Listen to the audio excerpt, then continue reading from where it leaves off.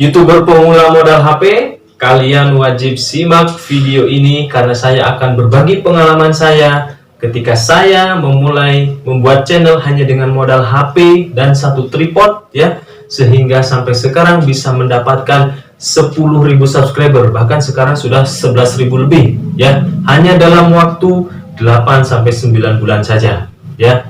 Oke, simak video selengkapnya.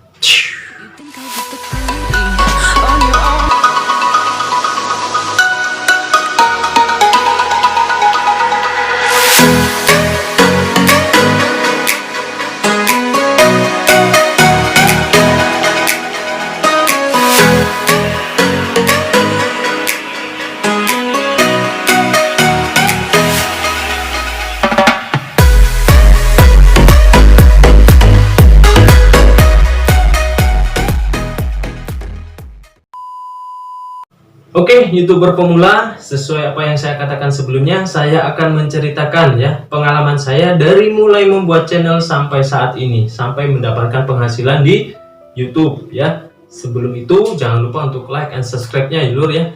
Lalu kalian segeralah buat kopi dulu ya, sambil nonton videonya sambil ngopi. Alhamdulillah, mantap sekali ya. Oke, saya akan menceritakan dari awal saya membuat channel ya. Alasan saya membuat channel adalah ya karena saya ingin menyalurkan hobi saya. Hobi saya itu apa sebelum membuat channel? Saya hobi membuat video, saya hobi mengedit video, saya hobi tampil, suka tampil gitu ya, tampil di kamera saya suka ya. Saya hobi posting video-video orang lain yang viral saat itu di media sosial saya. Jadi saya jarang upload foto, saya kebanyakan posting video ya. Setelah melakukan seperti itu bertahun-tahun ya, bayangkan ya, di situ saya ada merasa titik deh, saya melakukan seperti ini tuh untuk apa ya? Kenapa sama-sama buang-buang waktu ya, sama-sama menghabiskan kuota, kenapa saya tidak mencoba menekuni ya apa hobi saya ini, yaitu membuat video. Lalu saya posting di channel YouTube, yang siapa tahu ya, yang siapa tahu saya beruntung di YouTube. Iya. Di YouTube, kebanyakan bahas YouTube nih ya. Oke.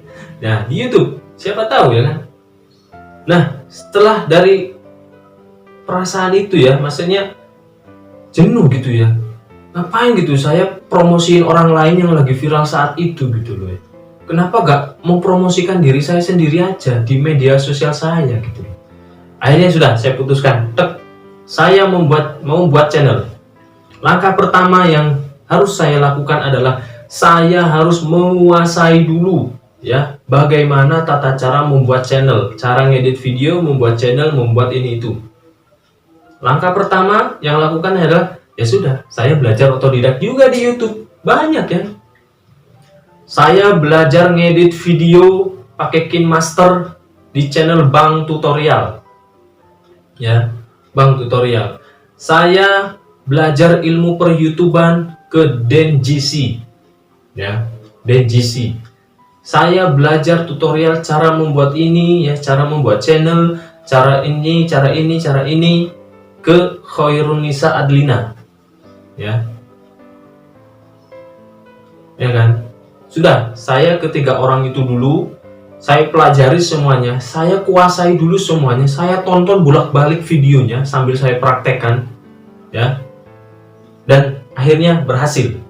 Di 2019 ya, peraturannya masih lama, 2019 kemarin, meskipun kita sudah belum punya subscriber sama sekali, tapi channel kita bisa langsung terverifikasi. Masuk dalam artian jadi mitranya YouTube. Kalau di 2020 kalian masih belum menjadi mitranya YouTube ya, maksudnya belum terverifikasi ya channelnya, karena kalian harus mengumpulkan 1000 subscriber sama 4000 jam tayang baru kalian mengajukan ya.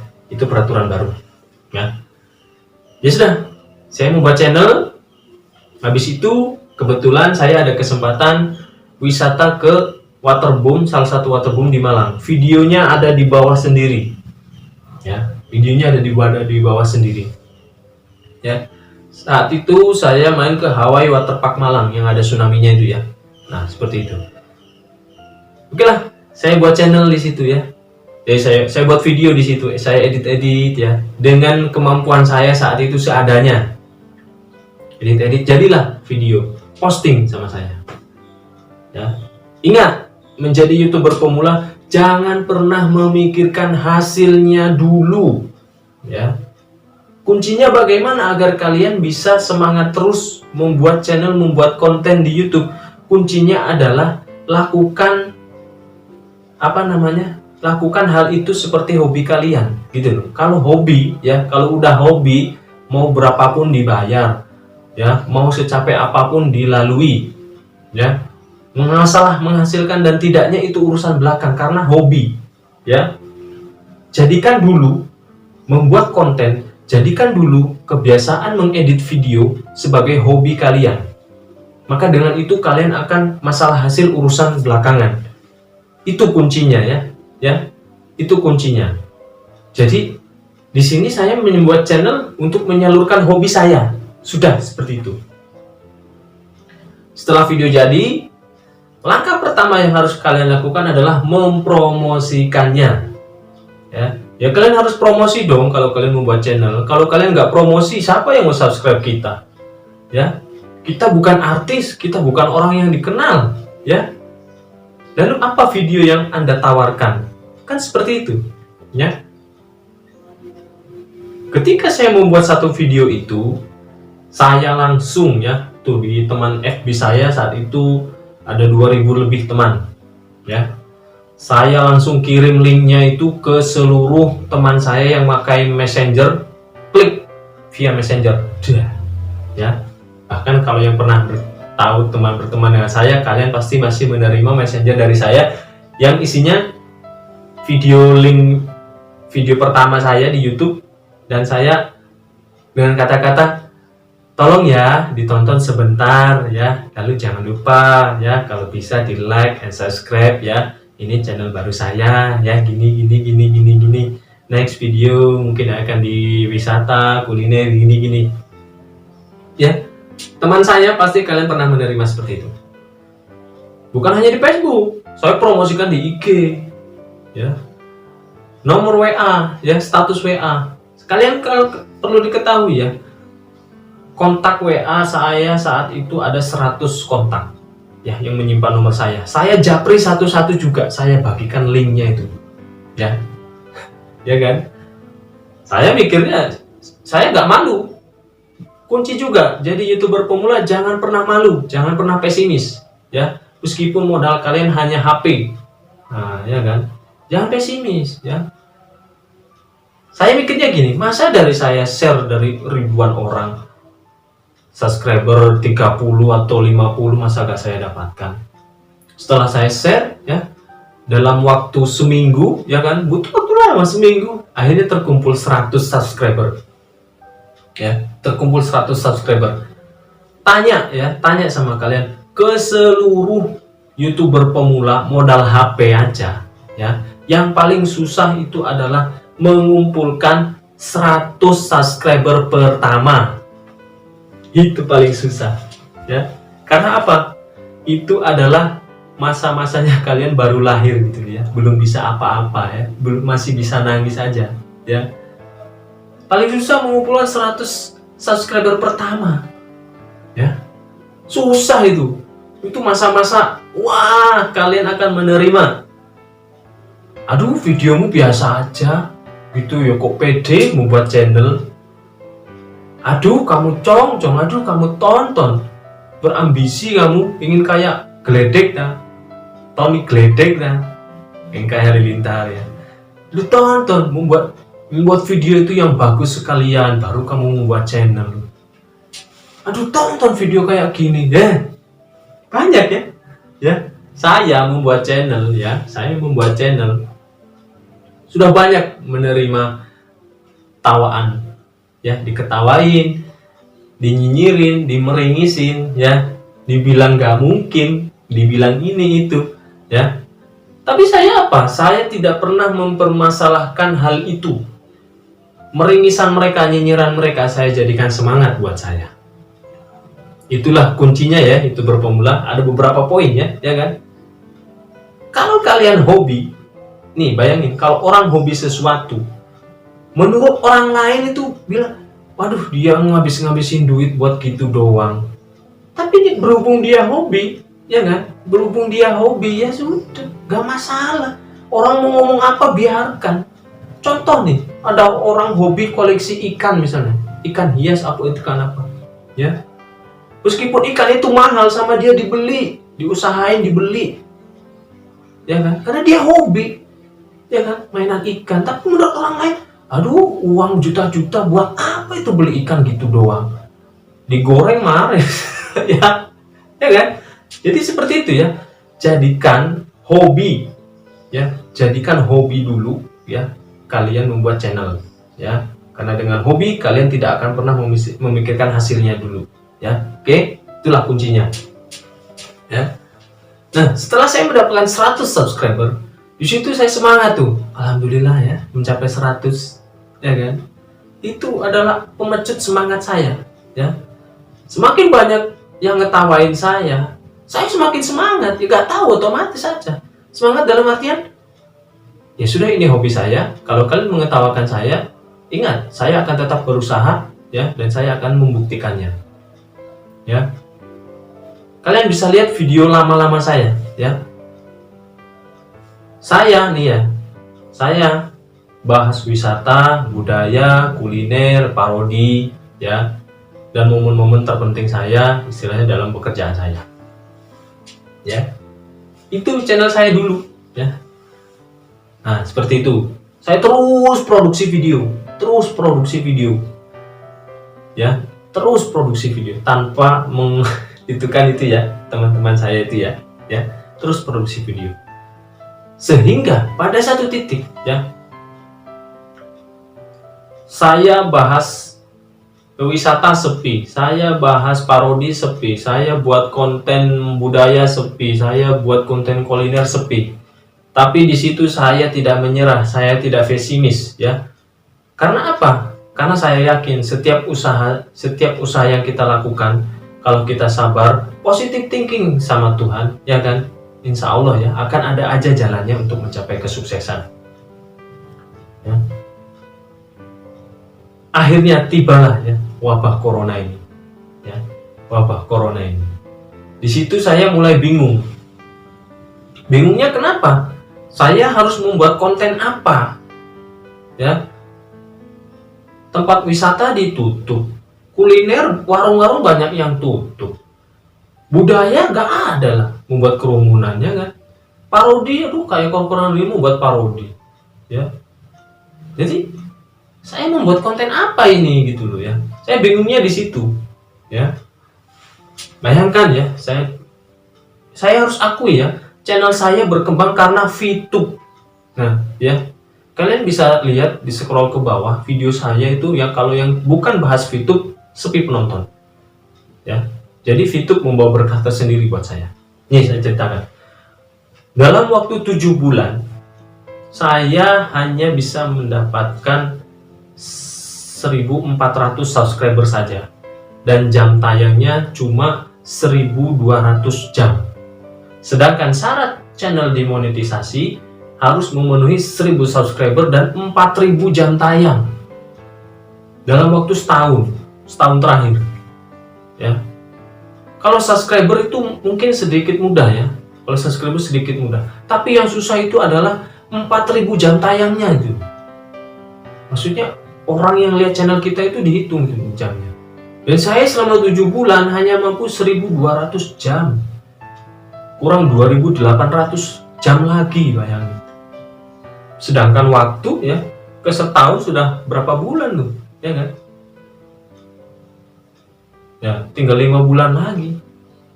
Corona datang lagi, ya kan?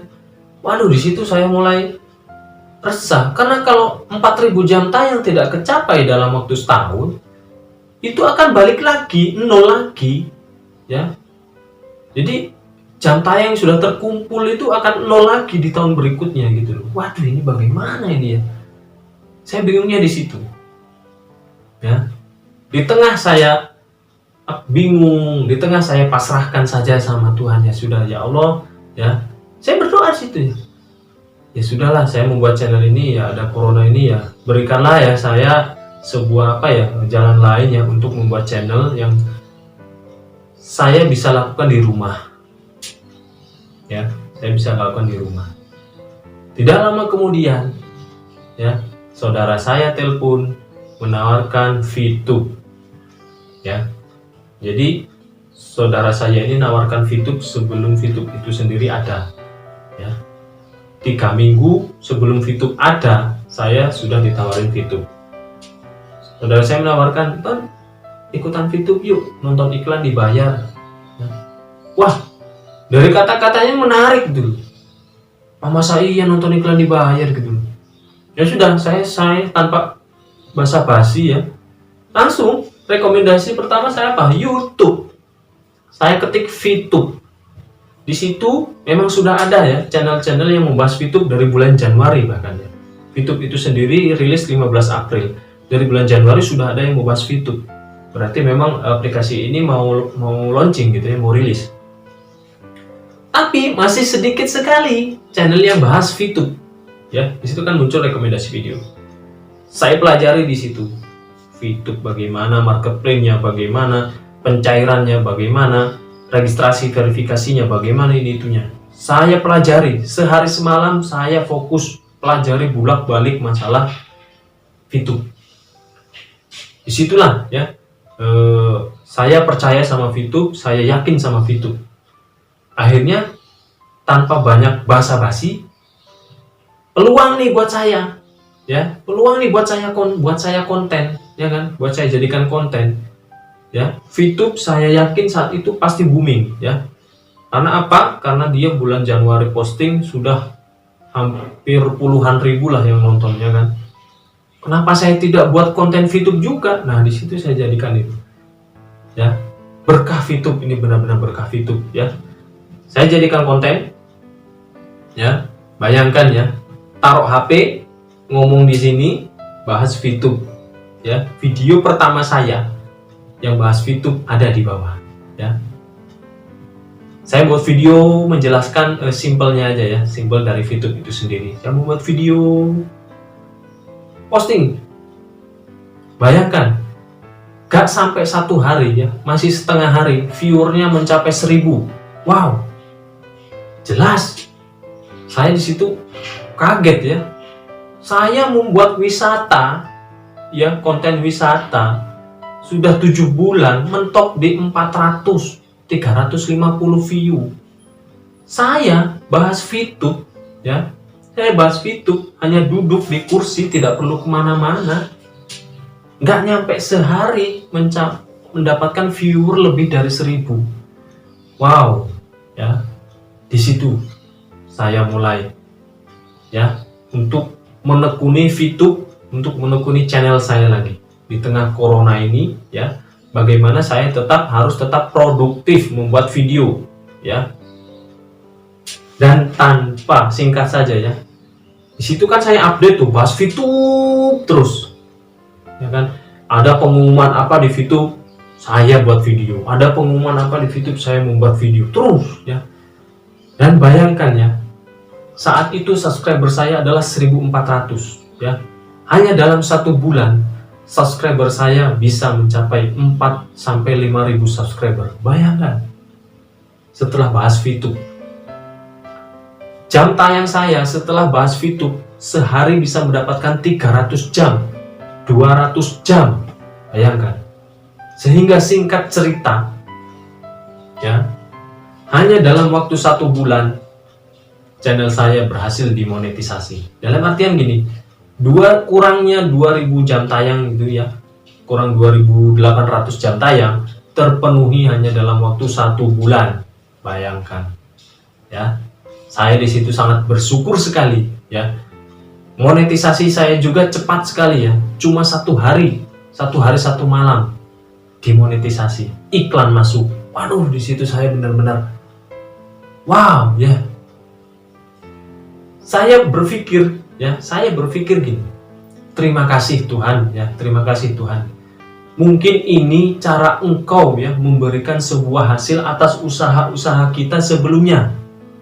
Ya. Jadi jangan pernah merasa sia-sia.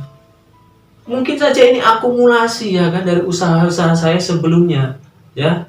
Yang membuat konten dengan ikhlas ya, tanpa memikirkan hasil ya kan, diserahkan semuanya hasilnya kepada Tuhan ya. Akhirnya apa hasilnya ya? Di luar dugaan kita, di luar konten-konten kita. Ya, akhirnya Tuhan memberikan jalan ya, bagaimana channelmu biar berkembang. Itu jalannya dari VTube ini. Ya, harus saya akui ya, kalau saya bukan bahas VTube sepi penonton, tapi kalau saya bahas VTube ramai penonton. Ya, alhamdulillah berkah VTube ya. Bayangkan ya, di total ya, hanya dalam waktu hampir 3 bulan, ya, saya mendapatkan 10.000 subscriber. Ya, hanya dalam waktu 3 bulan ya. Bayangkan 10.000 subscriber ya, itu sebuah pelajaran dari sini ya buat kalian.